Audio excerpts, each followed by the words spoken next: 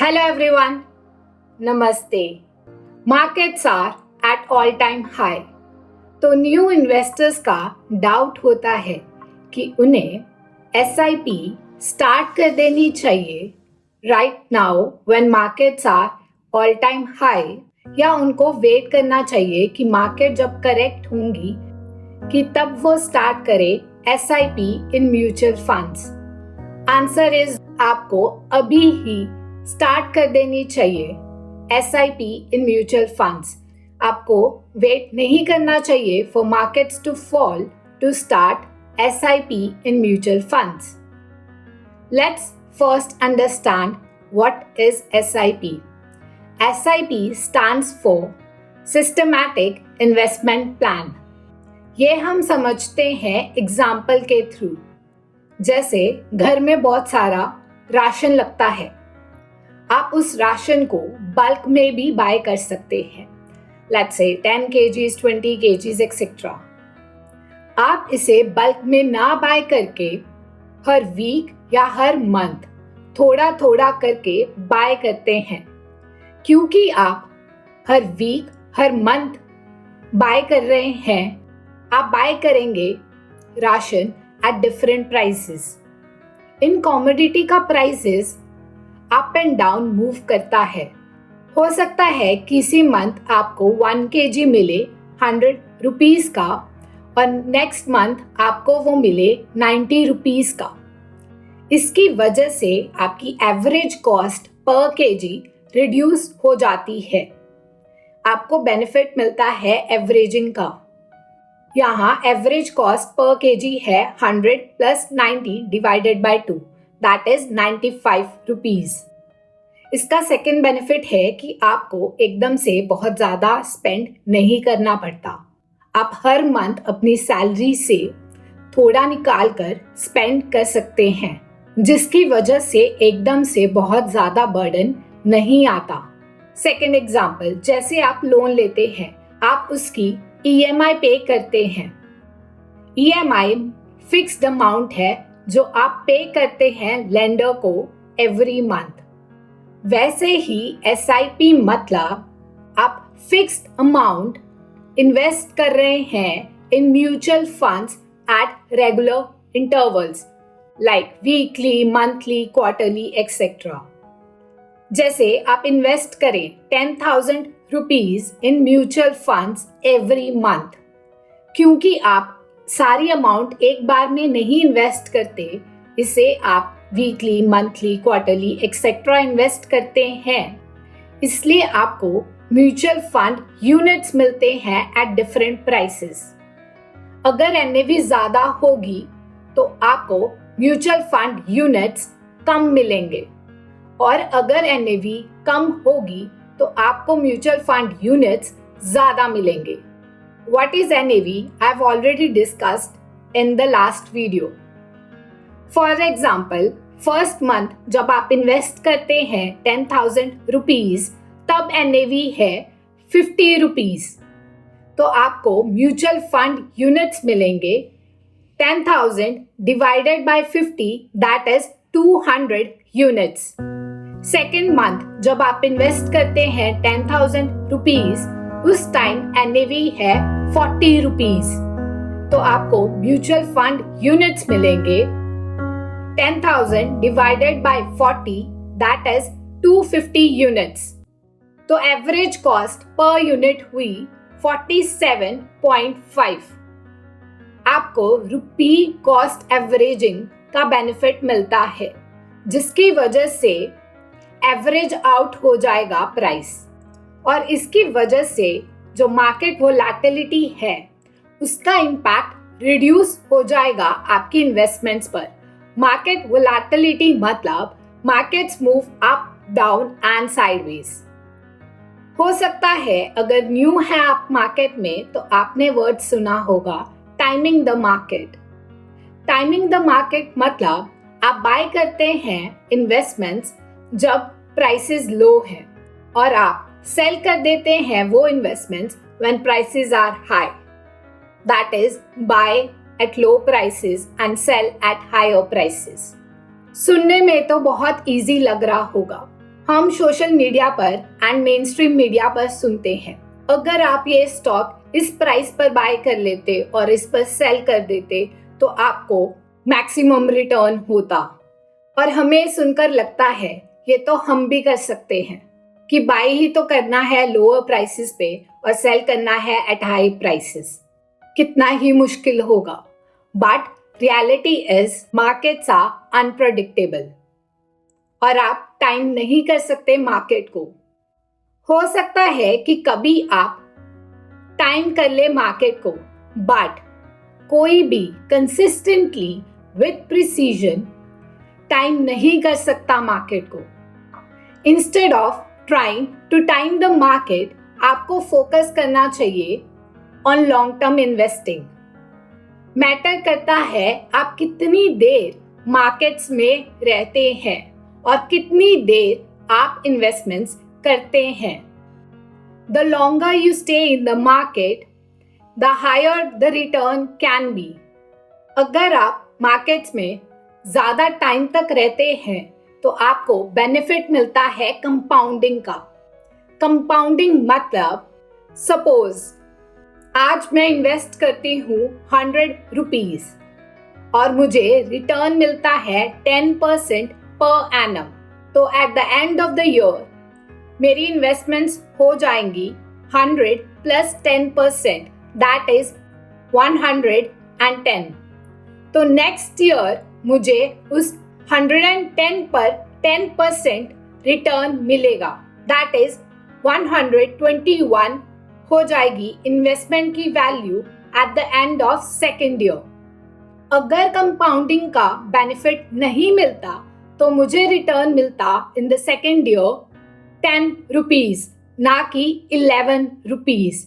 तो मेरी value eight the end of second year हो जाती 120, ना कि 121। ये जो मुझे 1 रुपीज एक्स्ट्रा मिला है, that is due to compounding.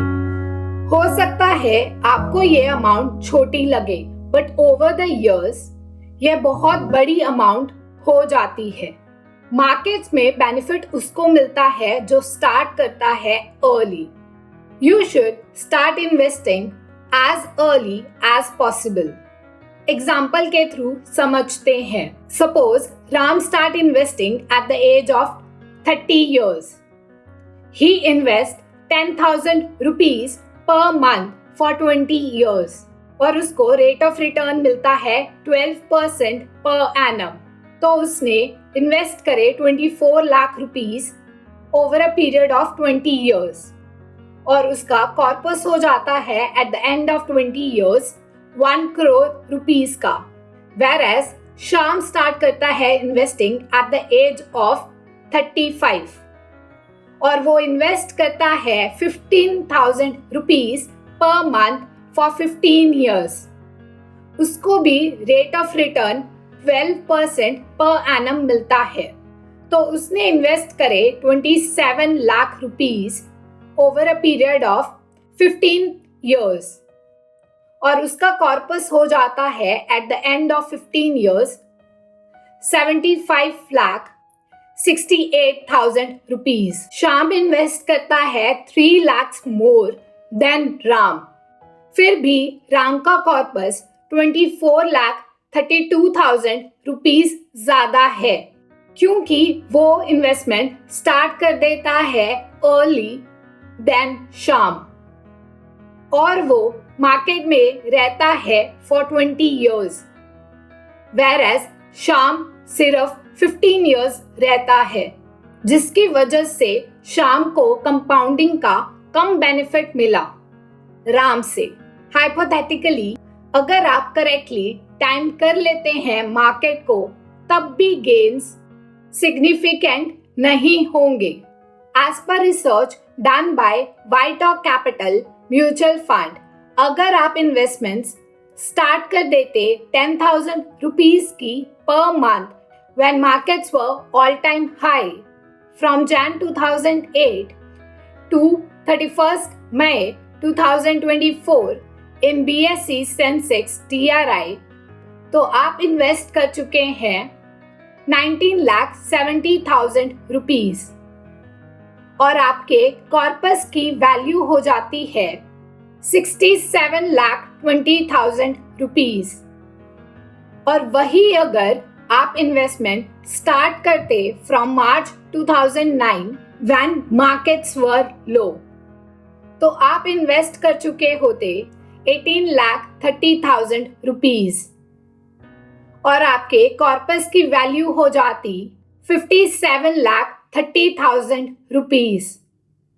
First case में आप 1,40,000 रुपीज ज्यादा इन्वेस्ट करते हैं, बट आपके कॉर्पस की वैल्यू 9,80,000 रुपीज ज्यादा है। फर्स्ट केस में XIRR 13.6% है, सेकेंड केस में XIRR 13.8% है। फिर भी एब्सोल्यूट वैल्यू फर्स्ट केस में ज्यादा है, that is 9,80,000 rupees. The difference is only 0.2% और ये डिफरेंस खत्म हो जाएगा over longer period of time.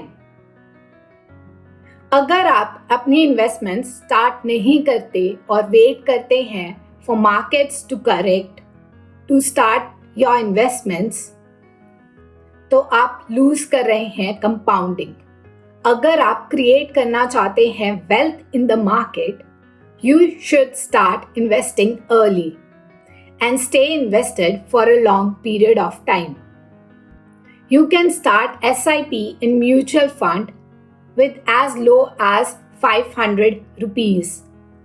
Wait मत करो कि आपके पास ह्यूज कॉर्पस हो जाएगा तब आप इन्वेस्टमेंट स्टार्ट करोगे। Start your investments with amount जो आपके पास ऑलरेडी है। You don't need huge corpus to start investing और with time आप अपनी investments increase कर सकते हैं। Markets are at all-time high. Nifty 50 have crossed 25,000 और ये पहली बार नहीं हुआ कि markets are at all-time high. Markets all-time high पर थी जब वो 10,000 पर थी, फिर 20,000, 24,000। इसका मतलब ये नहीं है कि मार्केट्स इसके बाद ऊपर नहीं जाएंगी। In the long run markets ऊपर ही जाएंगी। वेट मत करो कि मार्केट्स जब करेक्ट होंगी तब आप अपनी इन्वेस्टमेंट स्टार्ट करोगे। क्या पता मार्केट्स 2 साल ना नीचे आए, या हो सकता है नेक्स्ट मंथ ही नीचे आ जाए। ये तो कोई नहीं बता सकता। Rather than waiting for markets to correct, Start your investment journey. Markets depend करती है on various factors. कुछ factors indicate करेंगी कि market ऊपर जाएगी और कुछ factors indicate करेंगे कि markets नीचे जाएगी। और ये जो factors बता रहे हैं कि market किस साइड जाएगी, ये change होते रहते हैं। कुछ factors आज positive बता रहे हैं तो वो कुछ टाइम बाद हो सकता है कि वो नेगेटिव बताएं। इंडियन मार्केट्स सिर्फ इंडियन इकोनॉमी पर डिपेंड नहीं करती, ग्लोबल इकोनॉमी पर भी डिपेंड करती है। और ये जो इन्वायरमेंट है ये डायनेमिक है, ये कॉन्स्टेंटली चेंज होता रहता है। This is my opinion, not a recommendation. This channel is for educational purposes to create awareness about investing. Thank you for watching this video. If you like this video, give it thumbs up and subscribe to this channel for more helpful videos. See you next time.